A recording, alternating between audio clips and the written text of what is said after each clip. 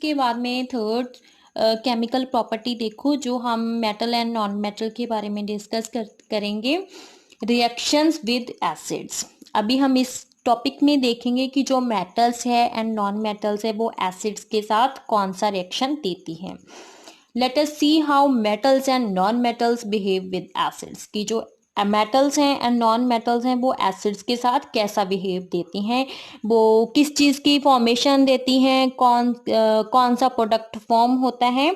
अभी इसमें हम उस चीज़ को डिस्कस करेंगे। तो चलो देखते हैं हमारे इसके लिए एक्टिविटी 4.6 को। हमारी एक्टिविटी 4.6 इसमें सबसे पहले वार्निंग दी गई है, keep the mouth of the test tube away from your face, use test tube holders to hold the test tube.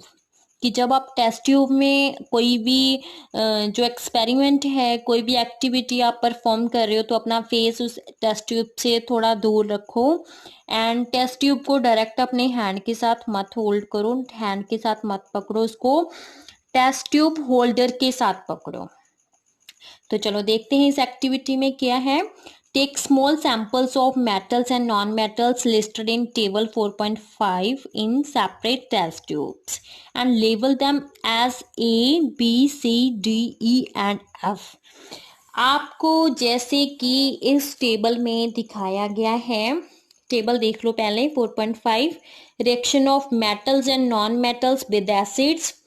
Test tube labelling इन्होंने कर दी, एक में जो टेस्ट ट्यूब 1 है उसको ए का नेम दे दिया, देन सेकंड वाली को बी का, थर्ड वाली को सी का, फोर्थ वाली को डी का, देन ई, देन एफ। ठीक है।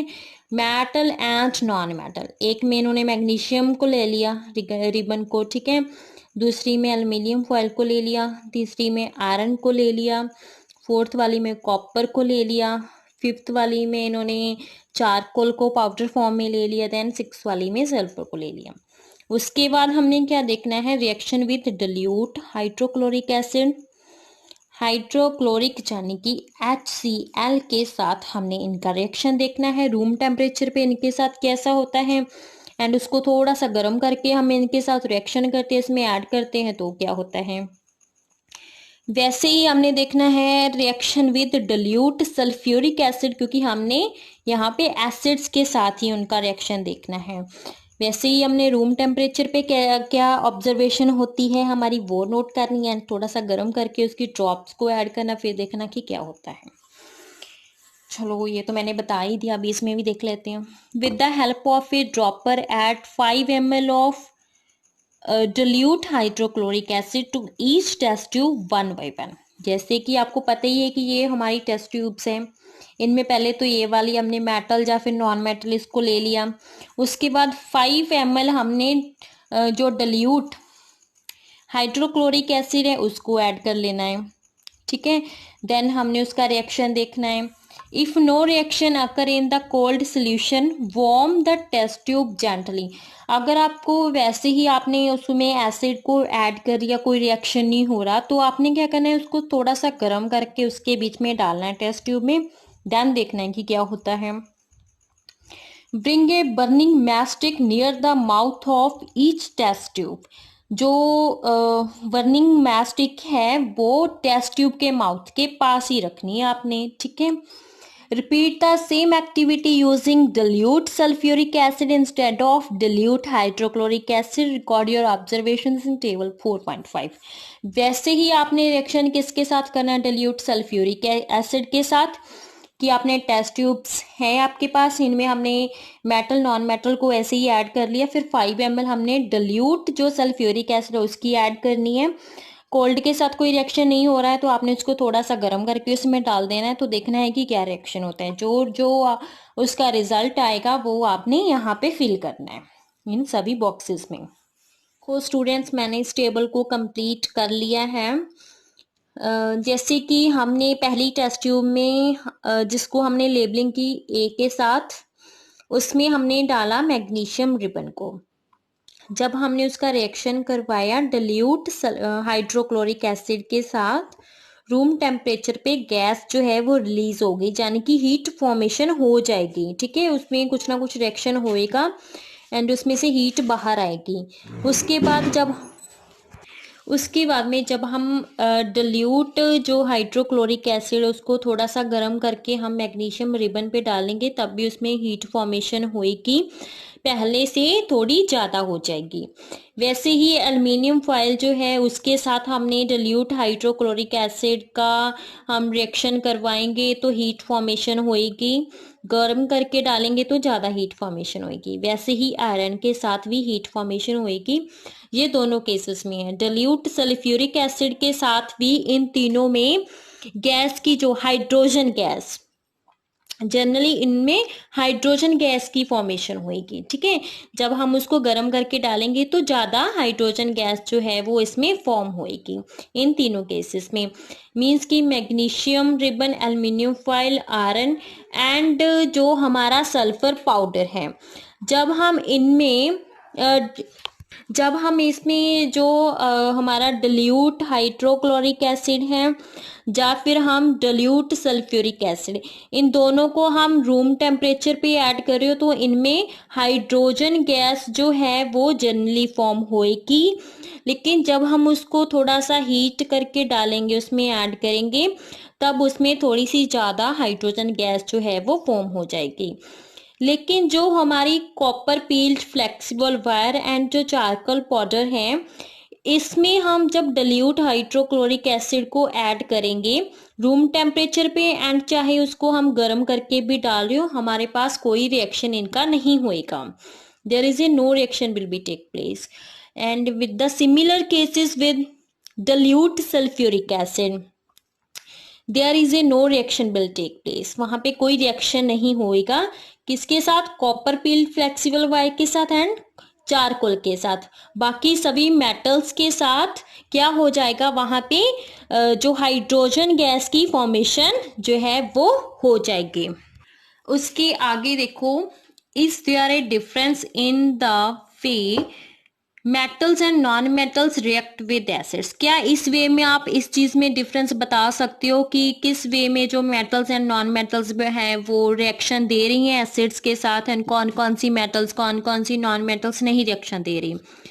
But could the pop sound in some cases be due to when a burning match stick is brought near the mouth of the test tube? क्या आपने जब उसके मैच स्टिक को उसके पास किया, ठीक है, जो हमारी टेस्ट ट्यूब है, तो आपको वहां से एक साउंड सुनाई दिया होगा।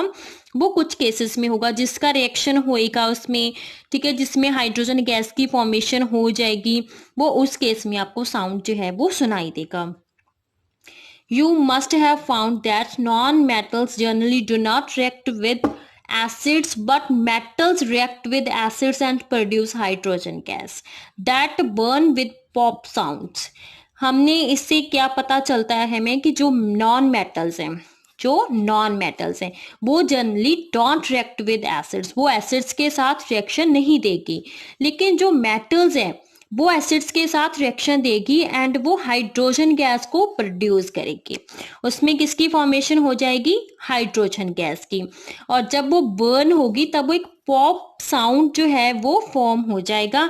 उस साउंड से ही हमें पता चलेगा कि इसमें कुछ ना कुछ रिएक्शन जो है वो हो रहा है। उसमें हीट फॉर्मेशन भी हो सकती है या फिर उसमें एक साउंड ही आएगा, पॉप साउंड, जो आप अगर प्रैक्टिकल इस एक्टिविटी को करो तो आपको पता चल जाएगा।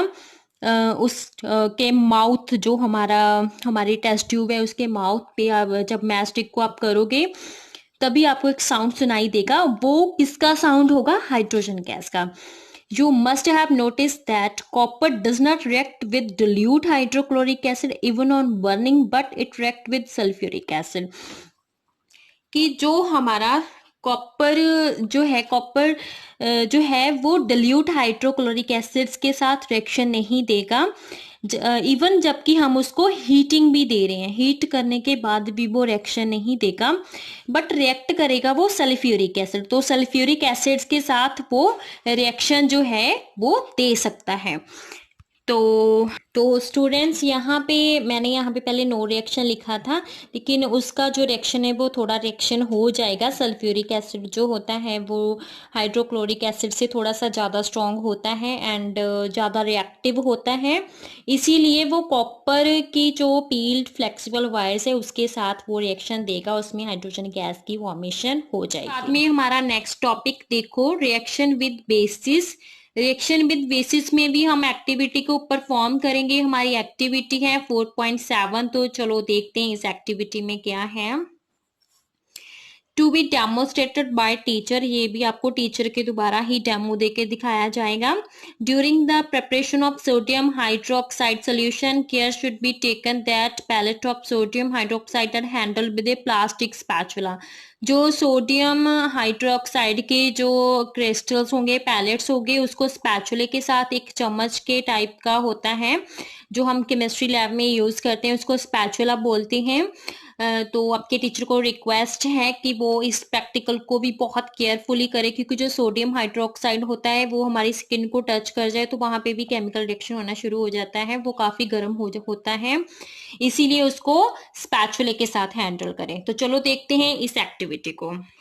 Prepare a fresh solution of sodium hydroxide in a test tube by dissolving 3 to 4 pellets in it 5 ml of water. आपने टेस्ट ट्यूब को लेना है, उसमें 5 ml वाटर को डालना है, उसमें ही आपने जो सोडियम हाइड्रोक्साइड की पैलेट्स हैं 3 to 4 पैलेट्स उसमें ऐड करनी है। Drop a piece of aluminium foil into it, उसके बाद में क्या करना है, जो एल्यूमिनियम फॉयल है उसका एक पीस आपने उसमें ऐड कर देना है। Bring a burning mastic near the mouth of the test tube, observe carefully. उसके बाद में क्या करना है, आपने माचिस की तीली लेनी है, उसको जलाना है मैस्टिक को और उस टेस्ट ट्यूब के नियर लेके जानी है। आपने देखना है कि उसके बाद में क्या होता है, इसको बहुत ही केयरफुली करो एंड क्योंकि अपनी सेफ्टी फर्स्टली इम्पॉर्टेंट है, तभी अगर हम सेफ रहेंगे तभी हम एक्सपेरिमेंट्स को परफॉर्म कर पाएंगे। इसीलिए स्टूडेंट्स एंड टीचर्स प्लीज इस एक्टिविटी को केयरफुली करें।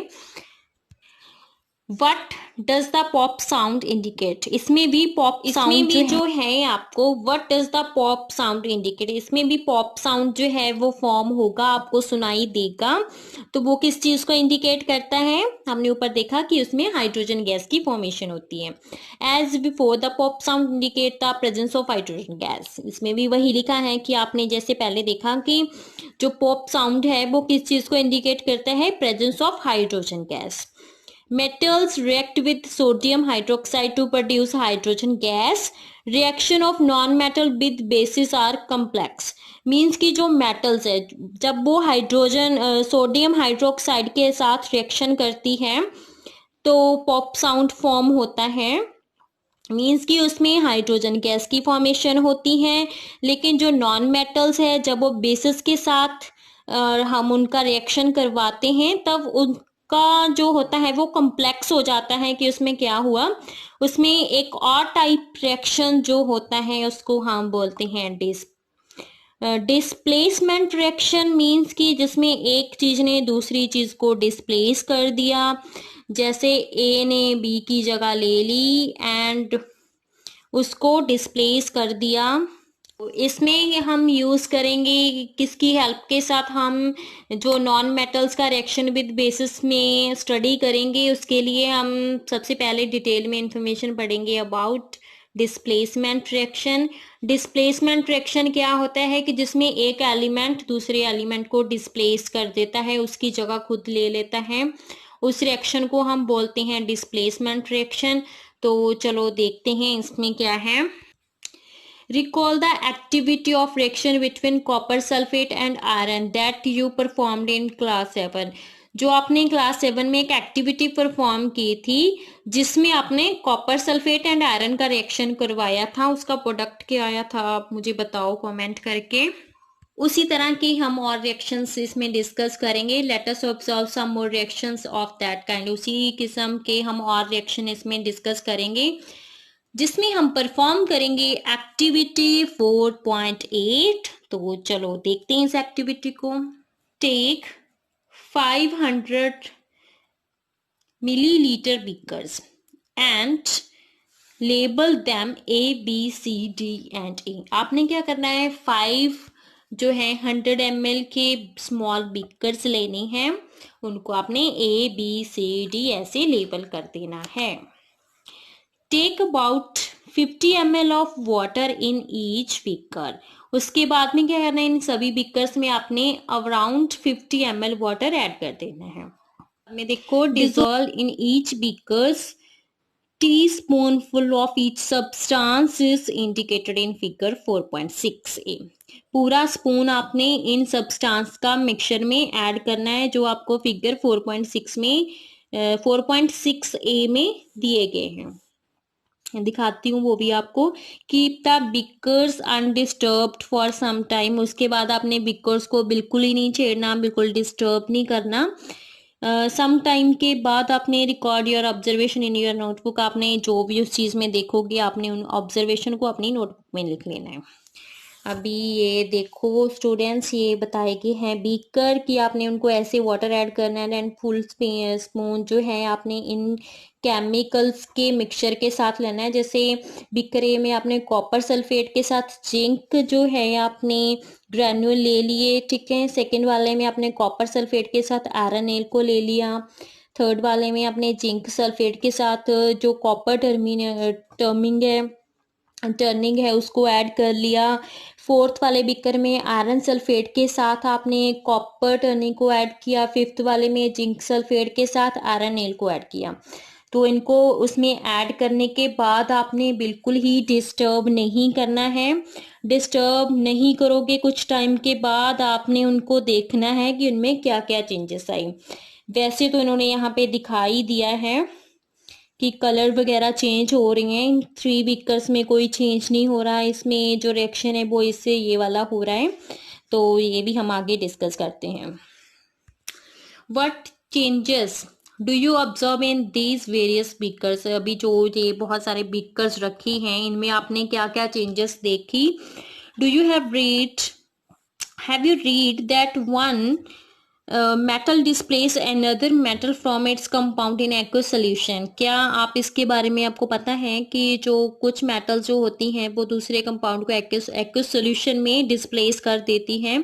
इन बीकर ए जो जिंक है हमारा वो रिप्लेस करेगा कॉपर को, फॉर्म कॉपर सल्फेट, वो कॉपर सल्फेट जो है वो बना लेगा। हमारा बीकर ए है जिसमें हमने कॉपर को ऐड किया था, ठीक है। उसमें हमने जिंक को भी ऐड किया था। जो जिंक है वो रिप्लेस कर देगा कॉपर को एंड किस चीज की फॉर्मेशन हो जाएगी, कॉपर सल्फेट की।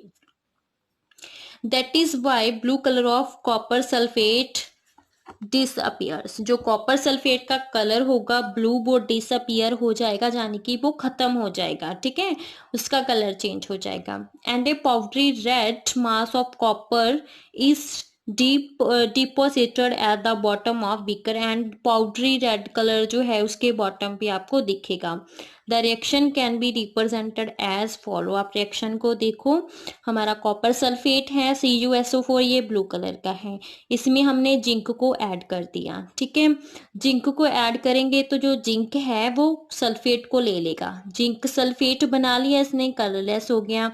जो कॉपर है, ठीक है, जो ये वाला कॉपर बच गया हमारे पास वो रेड कलर का बन जाएगा, वो बॉटम पे ही बैठ जाएगा, अकेला रह जाएगा बेचारा, ठीक है।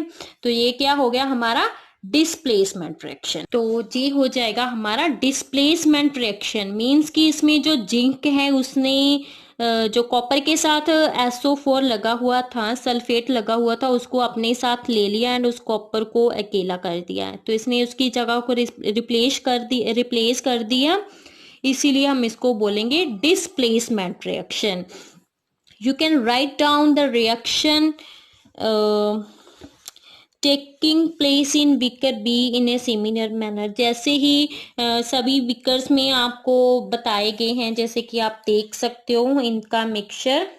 अभी इस तरह से आप इन सभी का जो है आप रिएक्शन लिख के अपनी नॉलेज को बढ़ा सकते हो, ठीक है। अपनी नॉलेज को चेक कर सकते हो कि आपको कितना समझ आ गया, किस चीज ने किसको डिस्प्लेस किया, ठीक है। वो वाला हमने इसमें जो है डिटेल में डिस्कस किया, डिस्प्लेसमेंट रिएक्शन। अभी यहाँ पे एक पूछो का क्वेश्चन भी आ गया। I have understood the reaction taking place in beaker A and B. अभी ए एंड बी का रिएक्शन तो समझ आ गया जिसमें कलर चेंज हो रहा है, ठीक है। सेकंड वाली में हमें पता चल गया कि जो आयरन सल्फेट है उसने रिप्लेस कर दिया आयरन ने, ठीक है, कॉपर को आयरन ने रिप्लेस कर दिया। But I am still confused why there is no change in beakers C, D and E। जो हमारे other C, D and E beakers हैं इसमें तो कोई चेंजेस ही नहीं आई, आप पहले वाले में भी देख सकते हो। तो इस चीज में बोल जो कंफ्यूज है, तो चलो देखते हैं इसमें भी इसका क्या रीजन है। इसमें देखो, there could have been displacement of zinc by copper in beaker C. जो बीकर सी है उसमें डिस्प्लेसमेंट हुई किसके द्वारा, जिंक के द्वारा कॉपर के। And by iron in beaker E, and जो बीकर ई में आयरन है उसने डिस्प्लेसमेंट कर दिया कॉपर को। Similarly iron could be displaced by copper in beaker D. जो बीकर डी है उसमें भी आयरन ने कॉपर को डिस्प्लेस कर दिया। Since we don't see any change in beaker C, we can infer that copper is not able to replace zinc from zinc sulfate। इसमें क्या है कि जो कॉपर है वो अनरिएक्टिव है। जब वो अनरिएक्टिव है तो वो जिंक को रिप्लेस करने के लिए एबल नहीं है, वो नॉट एबल है। इस कॉपर जो है वो not able to replace zinc from zinc sulphate. Zinc sulphate से वो उसको रिप्लेस करने के लिए एबल नहीं है। बट वाई, बट ऐसा क्यों है, वो क्यों नहीं एबल है इस चीज के लिए। When zinc can replace copper in beaker ए। जब जिंक जो है वो बीकर ए में कॉपर को रिप्लेस कर रहा है। Why can not copper replace zinc in beaker C. तो जो कॉपर है वो जिंक को रिप्लेस क्यों नहीं कर रहा। समझ आई कि जो हमारा जो बीकर ए है उसमें जो जिंक है उसने तो कॉपर को रिप्लेस कर दिया, लेकिन जो हमारा बीकर सी है उसमें कॉपर ने जिंक को रिप्लेस नहीं किया। तो ऐसा क्यों है। Remember that science is not arbitrary. इसमें साइंस आती है, it follows definite rules based on fact. इस साइंस में भी कुछ रूल्स को फॉलो किया जाता है, कुछ डेफिनाइट रूल्स होते हैं, फैक्ट्स होते हैं जिसमें वो वर्क करती हैं। And the rule here is that zinc is more reactive than copper and iron. जो जिंक है वो मोर रिएक्टिव है, वो बहुत जल्दी रिएक्शन कर सकती है as compare to copper and iron. Iron and copper के कंपैरिजन में जो जिंक है वो रिएक्शन जल्दी दे देगी, वो फास्ट रिएक्शन दे देगी।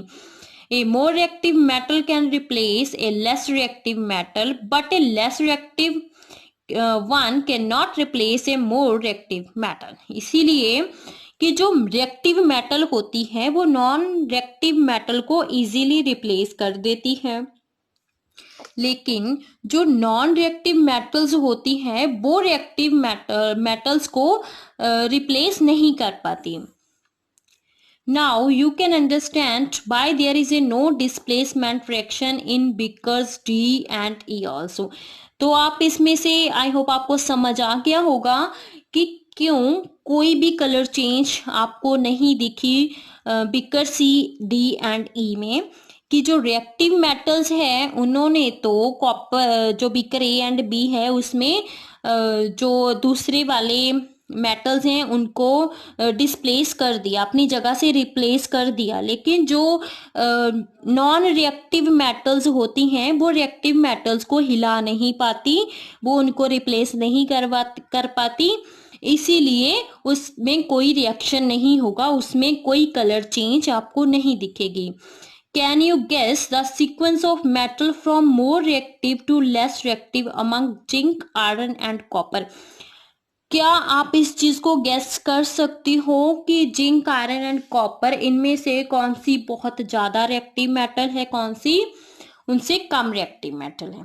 आई होप आप इस चीज़ को थोड़ा अंडरस्टैंड करोगे। स्टूडेंट्स, वीडियो के इस पार्ट में हमने आपके साथ जो मेटल्स एंड नॉन मेटल्स की केमिकल प्रॉपर्टीज हैं, reaction with acids, reaction with basis, reaction with air, reaction with water, ये सब कुछ आपके साथ डिस्कस किया। आई होप आपको ये समझ आ गया होगा। फिर भी अगर आपको कोई भी कंफ्यूजन हो किसी भी टॉपिक में तो आप मुझे कमेंट करके बता सकते हो। मैं कोशिश करूंगी कि उस पर एक सेपरेट वीडियो बनाऊं, शॉर्ट वीडियो बनाऊं, ताकि जो आपको इंटरेस्टिंग वे में समझा पाऊं। जो इसके रिमेनिंग टॉपिक्स है जैसे uses of metal and non metals, ये हम वीडियो के पार्ट नंबर 3 में डिस्कस करेंगे। आई होप आपको समझ आ गया होगा। Thank you so much, have a nice day, खुश रहिए।